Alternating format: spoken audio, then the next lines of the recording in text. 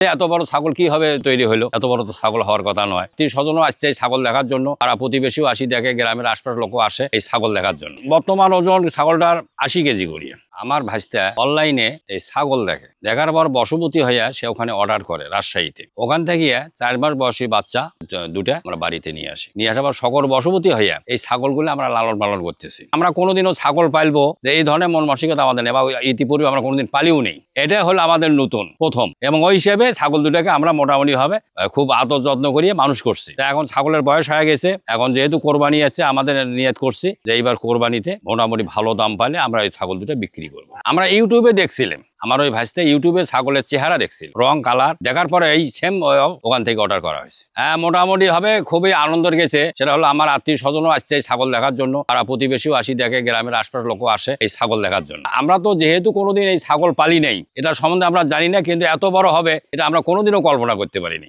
বর্তমান ওজন ছাগলটার 80 কেজি করি। আর এর ভিতরে আমাদের একটা আলাদা ঘর আছে, ওখানে আমরা ওই ছাগলগুলো ওখানে লালন পালন করছি। প্রাকৃতিক যেটা খাবার, খুদের ভাত, ভুট্টা, গম, এগুলা একখানে মিক্সার করিয়া ভাঙিয়ে নিয়ে আসি, খাওয়াছি। আর খুদের ভাত খাওয়াছি, কলা খিলেছি।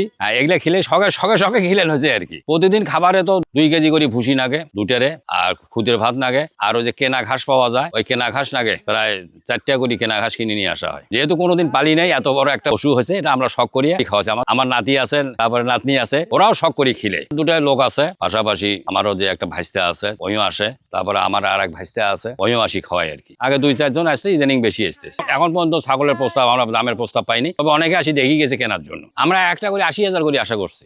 বেশি মিস করে আমার ওই ভাবি ছাগল দুটাকে মোটামুটি ভাবে খুব দেখছি। তখন থাকবেন না, তখন খারাপ লাগবে বিদায়। ওর আম্মু সেদিনকে বলছিল যে বাবা তোর তো ছাগল তো বেচবো, ছাগল তো চলে যাবে, এরপরে কি হবে? ওই বলছে যে আমি আরো 2টা ছাগল কিনে দেবো।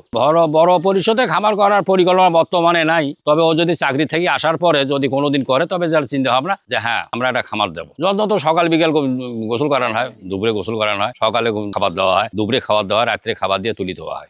স্বাভাবিকভাবে কিছু কষ্ট হয়, তবে কাজের লোক আছে তো ওরা দেখে আর কি। গরু আছে, আরো দুধ খাওয়ার জন্য গরু আছে, ওর সাথে সাথে ওই ছাগলও দেখে। সবচাইতে ভালো লাগে সাদা ছাগলটা। এটা খুবই মানে ওটা ঢিসি করে না, ওটা ঝাঁপও মারে না, দৌড়ও মারে না। কালাটা একটু ঢিস মারে, ঝাঁপ মারে। ওরা পশুপালন থেকে চিকিৎসা দেওয়া হয়, গাইবান্ধা পশু হাসপাতালে নিয়ে যাওয়া হয়, অথবা আমরা ফুলছড়িতে পশু হাসপাতালে নিয়ে যাই। না, প্রথম যখন সে ছাগল নিয়ে আসলো, আমরা মোটামুটি ভাবে একটু অনীহা প্রকাশ করছিলাম যে বাবা তুই এগুলো আমরা কোনোদিন পারি নাই, তুই এগুলো কেন নিয়ে আসলো? বললো যে দেখলাম ইউটিউবে, দেখলাম ওই হিসেবে নিয়ে আসলি, থাক 2-1 বছর পালি। আচ্ছা ঠিক আছে পাল। যখন 2-4 দিন গেল, তখন ওই ছাগলের উপরে মহাপদ শুরু হয়ে গেল। আমার এলাকার জনপ্রিয় হওয়ার কারণটা হলো এত বড় ছাগল আমাদের আশপাশে নাই, এবং ছাগল দুটো বড়, এই হিসেবে অনেকটা জনপ্রিয়তা আসছে। গাইবান্ধা শহর থেকে পূর্ব দিকে 4 কিলো, বালাসী রোড, মদনের পাড়া। এখানে আসি যদি বলে যে লাবলু মেম্বার বাড়িতে যাব, যে কাউকে বলে দিলে লাবলু মেম্বার বাড়ি দেখিয়ে দেবে।